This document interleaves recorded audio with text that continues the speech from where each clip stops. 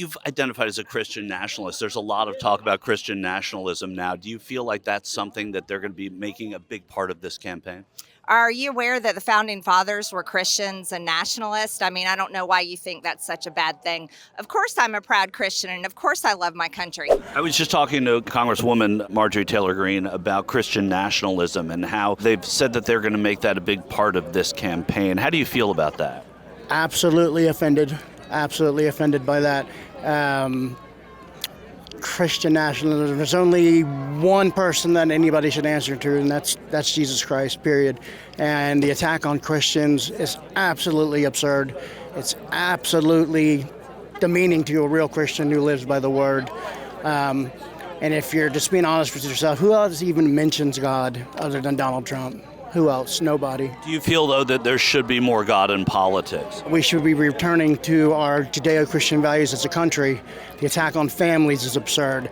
The attack on our children is absurd. Can you talk a little bit about that? The attack. What define for me what the attack on families is and the attack on children now? The last thing I saw, I think I saw the stat, is we have over a 50% divorce rate. And if you take away the family, and you take away the father, you take away everything. You need good Christian men leading their families. The only way for complete happiness is through Jesus Christ. And it's obvious to anybody that watches the attack. You start with a family, and you can end this country, and that's what they're trying to do. And we're not going to let that happen. It's just not going to happen. When you say they, when you sort of say that they're attacking the family, in your mind, who would that be? And as you articulate it? That would be who I would call the deep state, but I include in that 80% of the Republican Party and the Democrat Party. I'm all for MAGA Party, period. They is anybody who doesn't believe to me. I mean, again, the men who fought and died to start this country were Judeo-Christian. Tonight, in a first-of-its-kind decision, the Texas Board of Education approving a controversial new curriculum that allows Bible teachings in public elementary schools. 8 yes, 7 no. 8-7, the motion passes. Well, lessons from the good book could be among the lessons millions of kids in Texas learn next school year. Today, the state school board voting to greenlight what they call Bluebonnet Learning Curriculum. It infuses the Bible into classes for kids in kindergarten through the 5th grade. This program has been months in the making. It's optional. Supporters say that it will help teach subjects like reading and language arts while introducing kids to religious history. Before I was a legislator, I was a Texas public school teacher. And as you mentioned, I'm a current seminary student studying to become a Presbyterian minister. And so I know personally that there is a difference between preaching and teaching.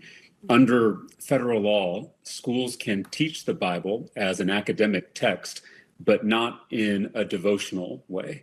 In other words, public schools are not Sunday schools. Or as Greg Abbott is fond of saying, schools are for education, not indoctrination.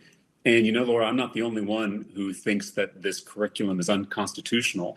The Texas Republicans who crafted this curriculum also think it's unconstitutional. That was James Tallarico. He is a Texas state representative. He was once a middle school teacher. He's a Democrat and he's a Christian who does not believe in Christian nationalism. He's very much an advocate for the separation of church and state, unlike his fellow Christians across the political aisle. And he believes in public, government-funded spheres that should be kept free from religion. What a concept.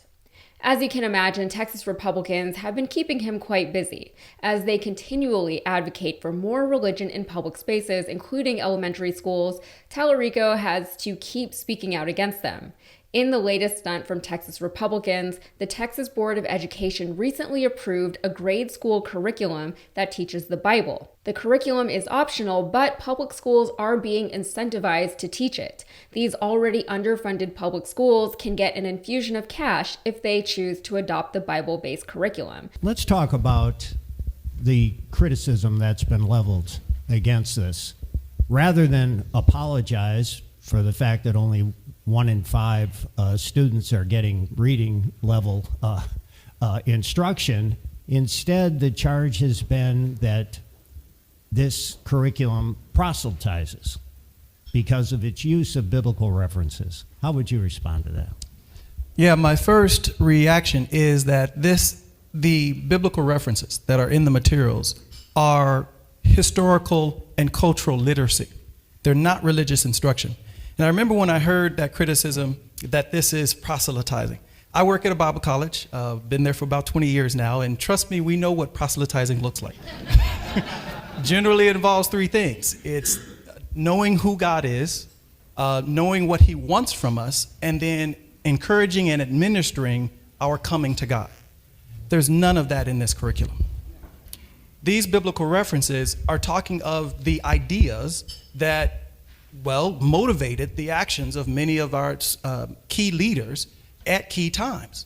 And this is not just at the time of the founding. I love how we include and explain in the material many of the biblical references behind Dr. Martin Luther King's movements and actions, right? So this is relevant, to the urban kid, to the rural kid, to Texas kids, because it speaks to the culture and the history of our state and of our nation. The fact of the matter, something that Republicans deny these days, is that we practice freedom of religion here in the United States, and that includes the freedom not to practice any religion. As more and more people are turning away from major organized religions, including Christianity, Republicans find this to be very worrying as a trend. They believe that the United States is a Christian nation and it should remain a Christian nation. You can certainly argue to an extent that this country was founded on Christian ideals and values, primarily for the simple fact that the founding fathers were white male Christians. But even back then, they were just practicing a version of those Christian values and ideals, a version that suited their own needs. Tallarico is a great example of someone who reads the Bible in a way that is more egalitarian and more just and more tolerant. It's also a less naive reading of the Bible because it does not assume that everyone in the entire world either is or should be or wants to be a Christian. That Republican Christian standard is kind of ridiculous. It's short-sighted, it's illogical, and it's not going to happen. Even if they mandated Christianity across the nation, it doesn't mean that people are going to suddenly buy into all of it. Of course, to a certain extent, they know that, which is why they're currently targeting impressionable young minds while they're still in school. Nowadays, unless a kid is put by their parents into some kind of church-run Sunday school, or if they attend a private religious school, they're not getting much exposure to religion.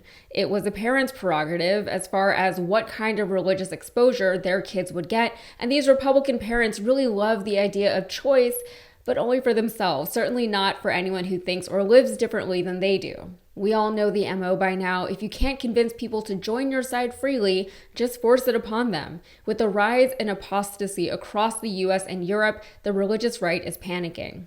Pew Research data from 2022 says that since the 1990s, an increasing number of Americans are leaving Christianity specifically and identifying as atheist, agnostic, or nothing in particular. The data suggests that at this rate, along with certain societal and political factors, Christianity is on track to continue its downward trend over the next several decades in all of 4 different hypothetical scenarios. Similarly, the number of those religious nuns, or people who are not affiliated with any religion, is expected to continue to rise, with the most aggressive projection estimating that religious nuns could make up over 50% of Americans by the year 2070. Across the pond in England and Wales, a similar trend is taking place. According to reporting from The Guardian, the 2021 census found that the cities of Leicester and Birmingham have become the first UK cities to have minority majorities, and that for the first time, England and Wales have less than half of citizens identifying as Christians.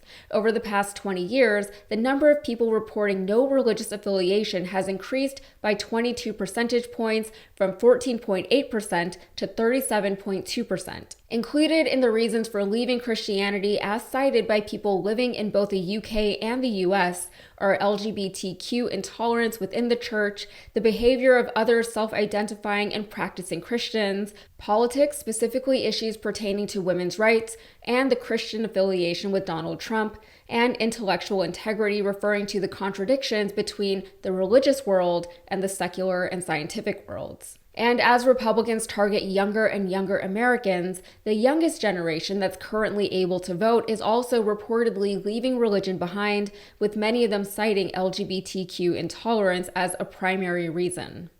So I don't have children, and it's not likely that I will have children as long as I'm still living in Texas for a few reasons, but I'm not jealous of parents around here who now have the added stress of having to find a school for their kids that is in a good school district and in a good neighborhood that has also chosen not to accept the state's $60 per student to teach a Bible-based curriculum, as if being a parent in this country is not already difficult enough as it is. To me, religion and religious mandates in public spaces especially are a sign of societal regression and regressive thinking. They call it being conservative, but let's be real, these Republicans are trying to bring back laws from literal centuries ago.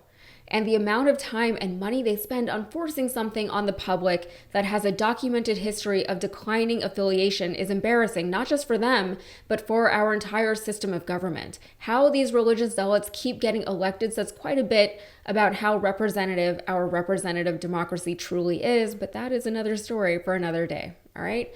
That's it for me. If you got anything out of this, please like the video and subscribe to the channel for more. Thanks.